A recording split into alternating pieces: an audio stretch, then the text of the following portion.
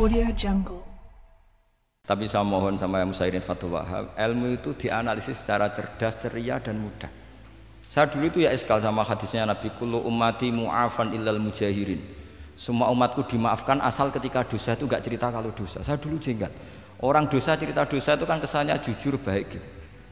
Tapi setelah saya pikir-pikir itu bener Kanjeng Nabi. Misalnya sampean cerita dengan anakmu, lihat zaman mondok peloso sering nak marung utang gak bayar ya biasa. Ya biasa sekolah gak munggah. Itu jujur apa mengajarkan? Mengajarkan. Suatu saat anak sampean goblok, persis bapak.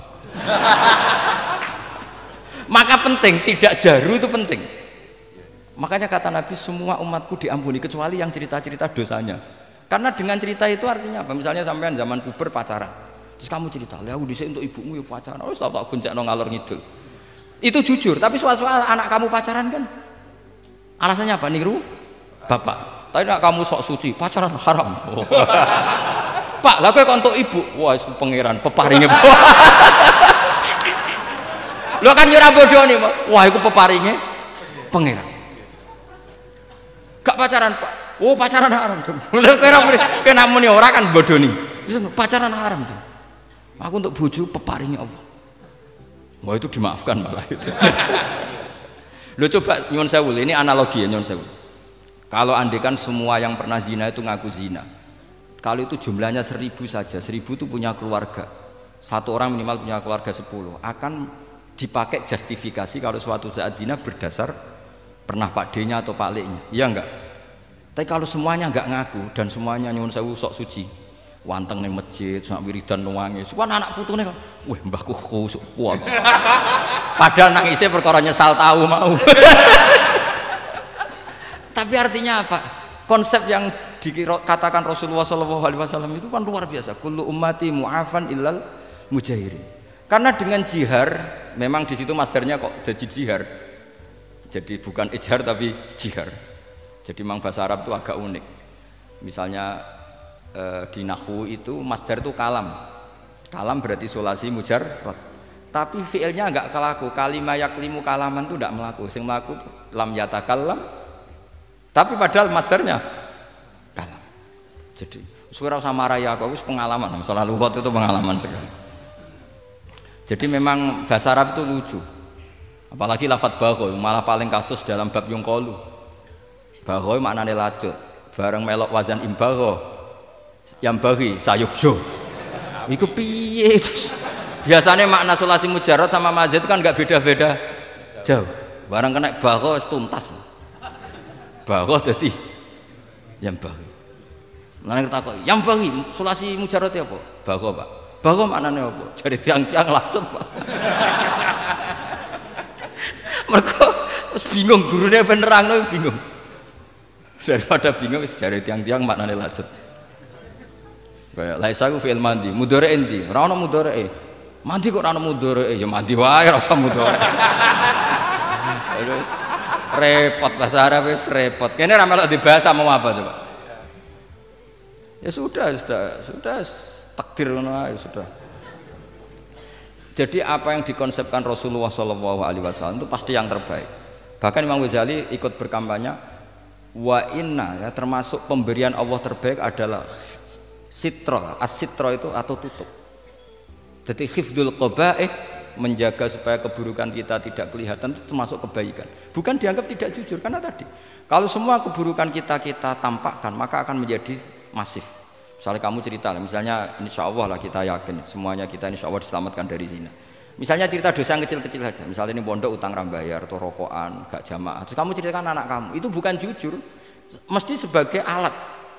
Jadi cara anak kamu, wah disanggup, cocok, suatu saat aku goblok kayak bapak. Aku di sekolah cung sering ramunggah, anakmu mondok wis tenang santai. Nak ramunggah dalile tapi nak kowe cerita, mondok meniti peloso, pirang tahun Pak? 10 tahun. Kepengin ngit mayai, kepengin mondok susu ben barokah. Munggah terus Pak, munggah. Maksudnya ora munggah kelas, munggah apa wae pokoke. Wis tenang. Karena itu bahaya, makanya kullu ummati mu'afan. Ma'is ketika ngaku zina itu Nabi itu enggak menolak sampai 4 kali.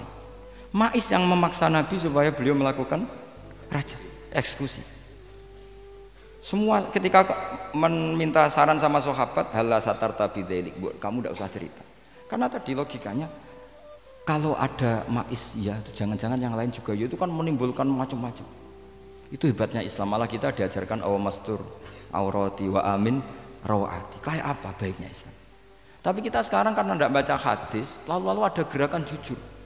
Mari semua meresapi dosa masing-masing. Kamu pernah ini istighfar terus nangis. Jebule gerakan ngono iku ya nyun sewu ya ono duwike kan yo repot. Ndak usah seperti itu. Ikuti hadis Rasulullah sallallahu alaihi wasallam bahwa termasuk nikmatnya Allah taala itu adalah tertutupi semua kesalahan-kesalahan kita. Dan itu barokah bagi hadaddin karena kesalahan tidak muncul. Loh itu sudah untung, agama sudah untung. Ketika kesalahan tidak munculnya agama sudah ikut diuntungkan. Coba kalau semua yang maksiat itu kelihatan, kan seakan-akan hadil ardu mamlu'ah bil ma'ah masih. Tapi ketika maksiat itu sembunyi-sembunyi, kemudian sing syiar itu adzan, pengajian, kan bagus. Sama nggak boleh protes, tapi itu kan tidak jujur. Ya bukan masalah jujur dan tidak, ini satrul qabaih. Lain namanya siasa. Namanya apa?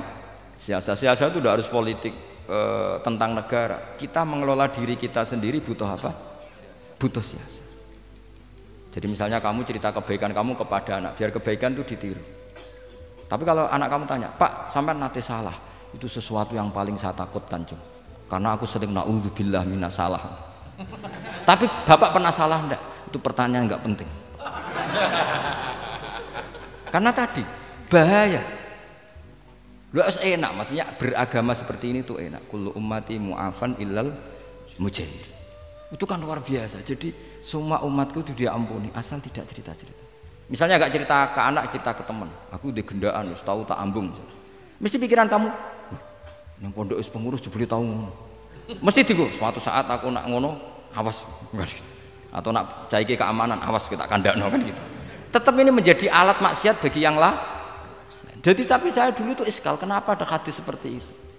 Tapi setelah saya analisis memang kalau ijtihad atau ijhar itu efek negatifnya luar biasa dan kita harus iktidak bi Rasulillah sallallahu alaihi wasallam. Ya tentu idealnya yo ora maksiat, yo ora konangan maksiat memang karena tidak pernah itu ideal. Memang enggak konangan karena tidak pernah melakukan. Ya saya kira demikian, saya mohon supaya ya tadi ya saya Fathul Wahhab dari kitab Manhajut Tullab. Itu dikarang Zakaria Al-Ansori piyambak Zakaria. Tapi kitab itu sebenarnya dari Minhajut Thalibin. Minhajut Thalibin dari kitab Al-Muharrar. Itu dari kitab Basit, Wasit, Wajiz. Itu dari kitab Nihayatul Matlab fi Dirayatil Madhab. Itu mensarai kitab Mukhtasarul Muzani. Karangannya Imam Muzani ketika diimlakkan Imam Syafi'i. Karena semua karangan Imam Syafi'i itu amla alaina Syafi'i. Ya, amla alaina Syafi'i. Makanya kalau sampai ngaji muin qala fil Buaiti. Buaiti itu nama orang. Ekolas Syafi'i fil Buaiti, ekolas Syafi'i wa amlahu alal Buaiti. Makanya kola fil Buaiti, kola fil Muzani itu nama orang. Artinya karena Imam Syafi'i itu hanya mengemplakkan. Terus muridnya nulis. Nah kebetulan tulisan paling mudawwan itu karangannya Imam Muzani, disebut Mukhtasarul Muzani. Sebenarnya beliau punya murid banyak, ada Imam Muzani, Imam Robi, Imam siapa Buaiti. Saya kira demikian. Assalamualaikum warahmatullahi wabarakatuh.